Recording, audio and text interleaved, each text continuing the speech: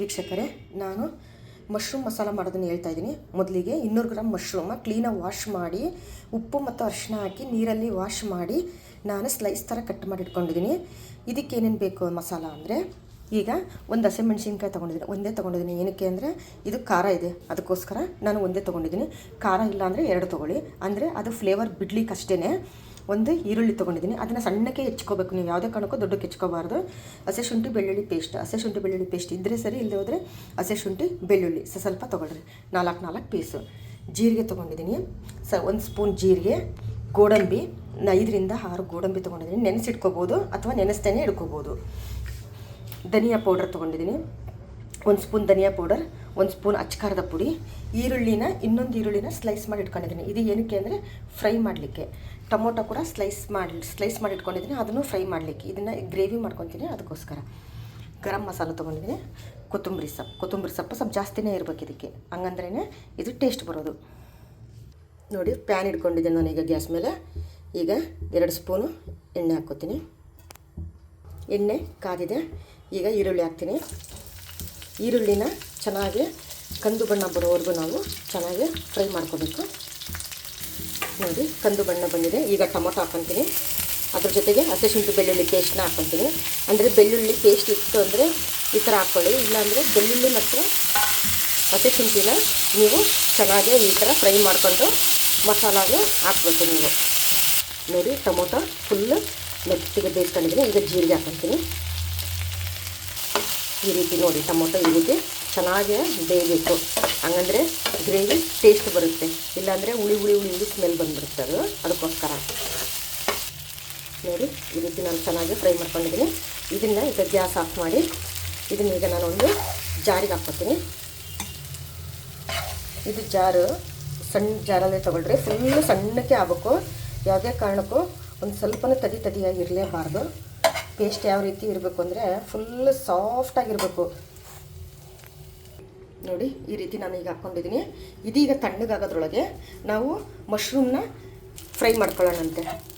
ಅಂದರೆ ಅದರಲ್ಲಿರೋ ನೀರಿನಂಶ ಸ್ವಲ್ಪ ಹೋಗಲಿ ಅಂತ ನಾವು ಸ್ವಲ್ಪ ಫ್ರೈ ಮಾಡ್ಕೊಳ್ಳೇಬೇಕು ಇದನ್ನು. ಇಲ್ಲಾಂದರೆ ಗ್ರೇವಿಯಲ್ಲಿ ಸ್ವಲ್ಪ ನೀರು ಅನಿಸ್ಬಿಡುತ್ತೆ, ಅದಕ್ಕೋಸ್ಕರ ಸ್ವಲ್ಪ ನೀರಿನಂಶ ಹೋಗಲಿ, ಅದಕ್ಕೋಸ್ಕರ ಫ್ರೈ ಮಾಡ್ಕೊಳ್ಳೋಣ. ನೋಡಿ ವೀಕ್ಷಕರೇ, ಈ ರೀತಿ ನೀರಿನಂಶ ಹೋಗೋವರೆಗೂ ನಾವು ಚೆನ್ನಾಗಿ ಫ್ರೈ ಮಾಡ್ಕೊಳ್ಳೋಣ. ನಾನು ಈಗ ಮಾಡ್ಕೊಂಡಿದ್ದೀನಿ. ಈಗ ಇದನ್ನು ಗ್ಯಾಸ್ ಆಫ್ ಮಾಡ್ತೀನಿ. ಈಗ ನಾವು ಗ್ರೇವಿನ ಮಾಡ್ಕೊಳ್ಳೋಣ. ಈಗ ಮಿಕ್ಸಿ ಜಾರಿಗೆ ಹಾಕಿದ್ನೆಲ್ಲ ತಣ್ಣಗಾಗಿದೆ, ಈಗ ಅದನ್ನು ಗ್ರೈಂಡ್ ಮಾಡ್ಕೊಳ್ಳೋಣ. ನೋಡಿ, ತಣ್ಣಗಾಗಿದೆ. ಈಗ ನಾನು ಇದಕ್ಕೆ ಕೊತ್ತಂಬರಿ ಸೊಪ್ಪು ಹಾಕ್ತೀನಿ. ಅದಾದ ನಂತರ ಗೋಡಂಬಿ ಹಾಕ್ತಾಯಿದ್ದೀನಿ. ಗೋಡಂಬಿ ಏನಕ್ಕೆ ಹಾಕ್ತೀವಿ ಅಂದರೆ ಗ್ರೇವಿ ಥಿಕ್ನೆಸ್ ಬರುತ್ತೆ, ಸಾಫ್ಟ್ ಬರುತ್ತೆ, ಟೇಸ್ಟಾಗಿರುತ್ತೆ. ಅದಕ್ಕೋಸ್ಕರ ಅಷ್ಟೇ ನಾವು ಗೋಡಂಬಿ ಹಾಕ್ತೀವಿ. ಗೋಡಂಬಿನ ಹಾಕಲೇಬೇಕು, ಹಂಗಂದರೆ ಮಾತ್ರ ಗ್ರೇವಿ ನಿಮಗೆ ಸಾಫ್ಟಾಗಿ ಥಿಕ್ನೆಸ್ ಆಗಿ ಸಖತ್ತ ಟೇಸ್ಟಾಗಿ ಬರುತ್ತೆ. ನೋಡಿ, ಈ ಕನ್ಸಿಸ್ಟೆನ್ಸಿಯಲ್ಲಿ ಯಾವುದೇ ಕಾರಣಕ್ಕೂ ನೀವು ಸ್ವಲ್ಪನೂ ನೀರು ಹಾಕ್ಕೋಬಾರ್ದು, ಯಾವುದೇ ಕಾರಣಕ್ಕೂ ಸ್ವಲ್ಪನೂ ಗಟ್ಟಿ ಬರಬಾರ್ದು, ಫುಲ್ಲು ಸಾಫ್ಟಾಗಿ ಬರಬೇಕು. ನೋಡಿ, ಈ ರೀತಿ ಫುಲ್ಲು ಸಾಫ್ಟು. ಒಂದು ಸ್ವಲ್ಪನೂ ಜೀರಿಗೆ ಸಿಕ್ತು, ಈರುಳ್ಳಿ ಸಿಕ್ತು ಅಂತ ಯಾವುದೇ ಕಾರಣಕ್ಕೂ ಇರಬಾರ್ದು. ಆ ಥರ ಫುಲ್ ಸಾಫ್ಟಾಗಿರಬೇಕು. ಸ್ವಲ್ಪನೂ ನೀರನ್ನ ನೀವು ಹಾಕಲೇಬಾರ್ದು. ಇಷ್ಟು ನಾವು ಈಗ ತವಾದಲ್ಲಿ ನಾವು ಈಗೇನು ಫ್ರೈ ಮಾಡ್ಕೊಂಡಿದ್ವಲ್ಲ ಅದೇ ತವ ತೊಗೊಂಡಿದ್ದೀನಿ. ಈಗ ಎಣ್ಣೆ ಹಾಕ್ಕೊತೀನಿ, 2 ಸ್ಪೂನು. ಈಗ ನಾವು ಎಣ್ಣೆ ಕಾಯ್ದೆ ನೋಡಿರಿ. ಈಗ ಇದಕ್ಕೆ ಒಂದು ಮೆಣಸಿನ್ಕಾಯಿ ಹಾಕ್ತೀನಿ. ನೋಡಿ, ಫುಲ್ ಎಣ್ಣೆಯಲ್ಲಿ ಇದು ಫ್ರೈ ಆಗಬೇಕು, ಅಂದರೆ ಖಾರದ ಅಂಶ ಮಾತ್ರ ಬಿಡ್ಕೋಬೇಕು. ಇದಾದ ನಂತರ ಸಣ್ಣಕ್ಕೆ ಹೆಚ್ಚಿದ್ದೀನಲ್ಲ ಈರುಳ್ಳಿ ಹಾಕ್ತಾಯಿದ್ದೀನಿ. ಸಣ್ಣಕ್ಕೆ ಹೆಚ್ಕೊಳ್ಳೇಬೇಕು, ಯಾವುದೇ ಕಾರಣಕ್ಕೂ ದೊಡ್ಡಕ್ಕೆ ಹೆಚ್ಕೋಬೇಡ್ರಿ. ಇದು ಕಂದು ಬಣ್ಣ ಬರೋವರೆಗೂ ನಾವು ಫ್ರೈ ಮಾಡ್ಕೊಳ್ಳೋಣ. ನೋಡಿ, ಸ್ವಲ್ಪ ಕಂದು ಬಣ್ಣ ಬಂದಿದೆ.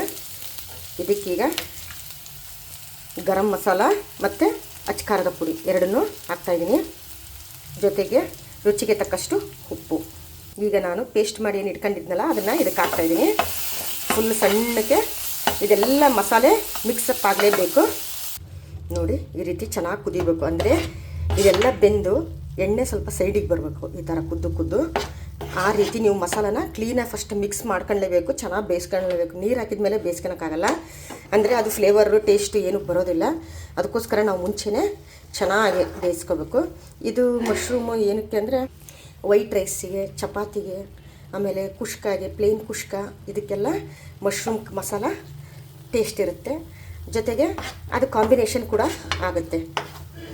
ನೋಡಿ ಯಾವ ರೀತಿ ಕುದೀತಾ ಇದೆ ನೋಡಿ, ಹೌದ್ರಾ? ಈ ರೀತಿ ಕುದಿಬೇಕು. ಈಗ ನಾವು ಮಶ್ರೂಮನ್ನು ನಾವೇನು ಫ್ರೈ ಮಾಡ್ಕೊಂಡಿದ್ದಲ್ಲ ಅದನ್ನ ಹಾಕ್ತಾಯಿದ್ದೀನಿ. ಚೆನ್ನಾಗಿ ಮಿಕ್ಸ್ ಮಾಡ್ಕೊಳ್ಳೋಣ. ಈಗ ನಮಗೆ ಎಷ್ಟು ಬೇಕು ನೀರು ಅಷ್ಟು ಹಾಕ್ಕೊಳ್ಳೋಣ. ಜಾಸ್ತಿ ನೀರು ಹಾಕ್ಕೊಬೇಡಿ, ಸ್ವಲ್ಪ ಗಟ್ಟಿನೇ ಇರಲಿ ಪಲ್ಯ ಗ್ರೇವಿ. ನೋಡಿ ಉಪ್ಪು ಕಡಿಮೆ ಆಗಿದೆಯಾ ಅಂತ ಸ್ವಲ್ಪ ಟೇಸ್ಟ್ ನೋಡಿ, ನಿಮಗೆ ಉಪ್ಪು ಬೇಕಿದ್ರೆ ಹಾಕ್ಕೊಳ್ರಿ. ನೋಡಿ ಈ ರೀತಿಯಾಗಿದೆ. ಇದನ್ನೀಗ ಚೆನ್ನಾಗಿ ನಾವು ಬೇಯಿಸ್ಕೊಳ್ಳೋಣ. ನೋಡಿ ವೀಕ್ಷಕರೇ, ಈ ರೀತಿ ಮಶ್ರೂಮ್ ಮಸಾಲ ಜೊತೆಗೆ ಚಪಾತಿ ಮಶ್ರೂಮ್ ಮಸಾಲ ಟೇಸ್ಟ್ ಇರುತ್ತೆ. ಹೇಳಿದ್ನಲ್ಲ, ಪ್ಲೇನ್ ಕುಲ್ಚಾ ಅಥವಾ ವೈಟ್ ರೈಸು ಅಥವಾ ಕುಷ್ಕ, ಇದಕ್ಕೆಲ್ಲ ಮಶ್ರೂಮ್ ಮಸಾಲ ಒಳ್ಳೆ ಮ್ಯಾಚ್ ಆಗುತ್ತೆ. ಟೇಸ್ಟ್ ಕೂಡ ಇರುತ್ತೆ, ಅದ್ರ ಜೊತೆಗೆ ಕಾಂಬಿನೇಷನ್ ಕೂಡ ಆಗುತ್ತೆ. ನೀವು ಒಂದ್ಸರಿ ಟ್ರೈ ಮಾಡಿ, ಲೈಕ್ ಮಾಡಿ, ಶೇರ್ ಮಾಡಿ, ಕಮೆಂಟ್ಸ್ ಮೂಲಕ ನಿಮ್ಮ ಅಭಿಪ್ರಾಯವನ್ನು ತಿಳಿಸಿ, ಸಪೋರ್ಟ್ ಮಾಡಿ. ನಿಜವಾಗ್ಲೂ ತುಂಬ ಸಪೋರ್ಟ್ ಮಾಡ್ತಾಯಿದ್ದೀರಾ, ತುಂಬ ಖುಷಿ ಆಗ್ತಾಯಿದೆ. ಸಪೋರ್ಟ್ ಮಾಡಿ, ಇನ್ನೂ ಹೆಚ್ಚಾಗಿ ಸಪೋರ್ಟ್ ಮಾಡಿ. Thank you.